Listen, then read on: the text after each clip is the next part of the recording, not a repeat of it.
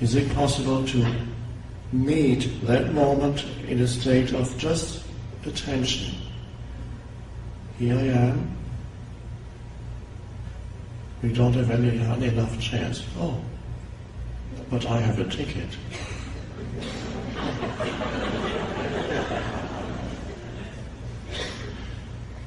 Can you get more chairs? Yes, we are trying to find some. Okay, I'll stand here and wait. And to realize that that moment isn't really bad unless the mind judges it. You're standing somewhere instead of sitting somewhere for a few minutes. But the strange thing is, one's sense of identity, one's sense of self gets strengthened. The self that is derived, the sense of self that is derived from mind, it gets strengthened if you react and complain. Because then, whenever, this is not a personal matter, if you did it, don't feel that this is a personal shortcoming of yours. It's the human mind. That's all. Nothing personal in it whatsoever. If you make it personal, then it becomes a problem. You become a problem to yourself. And he says, you see, I'm not spiritual yet.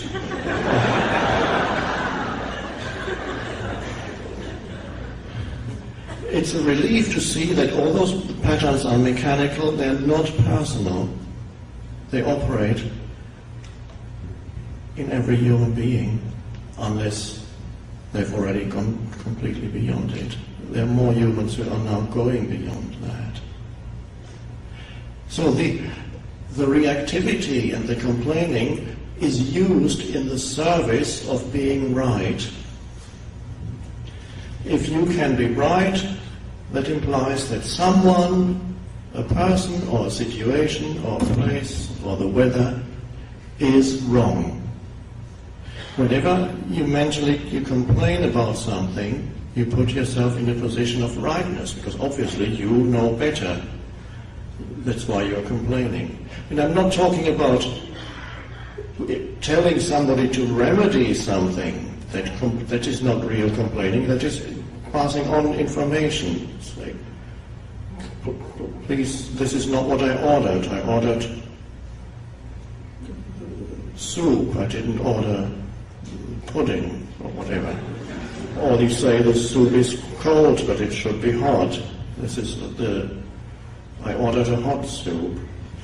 That's fine. You're giving information, and so that somebody can do something about it. But are you using that situation in the service of being right, which is a mechanical, unconscious pattern that you can observe in yourself?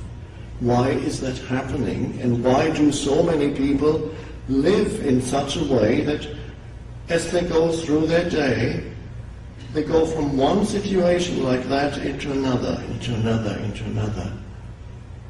Because the me, the mind-made sense of self, gets stronger every time you go into reactivity and complaining. Because it is a position of imagined superiority towards that which you are complaining about. And that strengthens the fictitious me, self. You can notice that if you observe yourself. You can notice that after you've complained for a moment, you feel a little bit expanded in your sense of self. You may also notice that you feel a kind of shell around you that has hardened. And you may also notice a certain contraction in your energy field.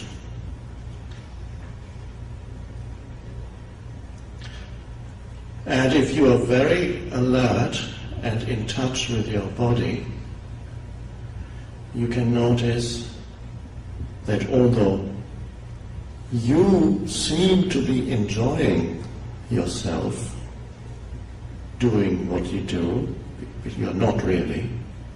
It's suffering. but it's not recognized as suffering. The egoic entity, the mind-made me, likes it because it strengthens itself through that. Your body doesn't like it at all. And if you can see what it does to your body going into that state, you would be shocked. What it does to the energy flow in the body, what it does to every aspect of the functioning of the body. So the body feels injured by this, because it is, yes, it is a form of violence. The ego is like that, and it's not a personal thing at all. It is a wonderful thing to observe these patterns in yourself. There's the tendency then of the egoic entity to say, you see, you are no good. It makes a problem out of it. How do I go beyond all my patterns? Don't even try.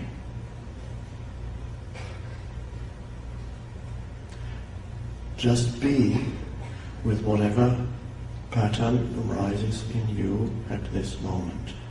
Place attention on it. Look at it.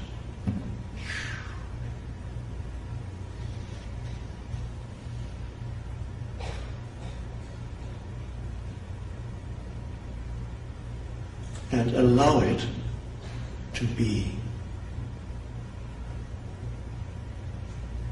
The most powerful transformer is that. It transforms your consciousness. Now, this sounds as if you could do it. I'm saying this is something that you can I do that? Can I allow this moment to be? Yes. If you are sitting here, you can do it. Not everybody yet can do that. There are still many in this world who are so completely identified with their mind and emotions that to say that allowing this moment to be would be meaningless.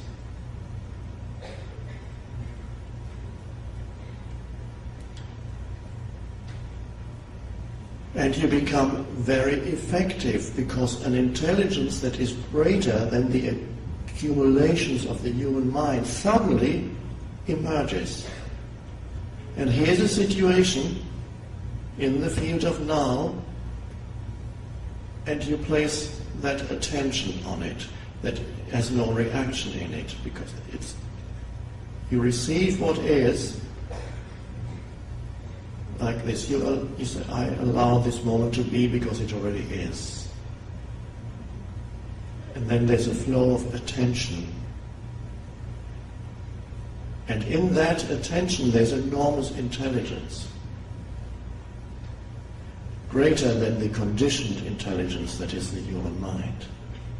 And that, if action is required, action then comes out of that intelligence that is already in you, in everyone, simply obscured by the conditioned, by the human mind, by the stream of thinking, the continuous mental noise. So in everyone, that dimension of consciousness that in the ancient teachings sometimes called enlightened is already present within you. And for so many years, spiritual seekers thought they had to achieve or attain a state of consciousness that they read about or heard about in the teachings. I need to become enlightened. I need to become free, liberated.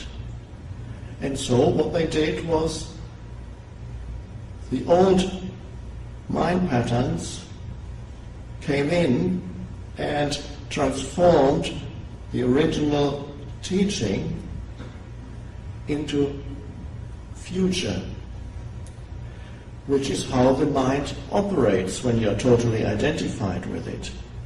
The next moment is always more important than this one. That's how people live. The enormous psychological need that is in everyone for the next moment, that is so normal that most people don't even notice it.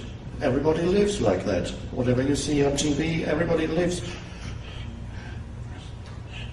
Continuous stress towards where's the next, missing the only thing there ever is, which is now. For some conceptual reality that is future. Because future is no more than that, a thought in your mind. Past is the same. A thought form. Apart from a thought form, past and future have no reality whatsoever. And is that something that you need to believe, or can you verify that for yourself? I would say you can verify that for yourself, because if past and future had some reality, you would find them somewhere. Nobody has ever lived in the past. This is, we tell ourselves, yes, the ancient Greeks lived in the past, but the ancient Greeks didn't live in the past. They lived in the now, the only place where they can live. And how is it that you can even say that, or think that the ancient Greeks lived in the past? Because you're saying it at this moment. It comes out of the field of now, comes the thought, the ancient Greeks lived in the past. Well, they didn't. And out of it also comes the thought that you have a future. Something is going to happen to you tomorrow. But of course it can't. And you are worried about what might happen to you tomorrow when nothing can happen to you tomorrow. Because tomorrow can only come as this moment. Why don't people realize that?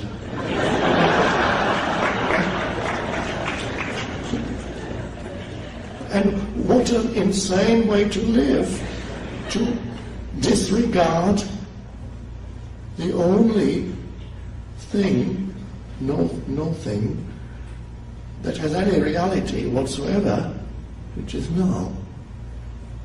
Your life, the one thing that never left you, is now. Cannot leave you. It's always. Life and now are inseparable. The essence of who you are, because you are life. You are both a form of life, a temporary expression, but you are also, on a deeper level, you are life. Taking on a temporary form. We could also say, you are the one life, the one consciousness that takes on form as a thought, as an emotion, as the entire universe. But the essence of who you are is life, unmanifested in your essence, timeless, and life and now are one, which means maybe I should have kept this for the end of our talk, otherwise you'll go home. Which means you and now are one, because life and now are inseparable. Now the mind says, does that actually mean anything? But when I say, you are the now, If you try to think about that, you won't get very far. But if you allow that statement to be there as, one could say, a pointer, a signpost, something that points beyond itself, that is not a statement that is supposed to explain something, but to take you to a realization. So if you then say, I am the now, you can't think about that, but you can sense something there. The now, that no matter what happens, never leaves me, that is one with who I am.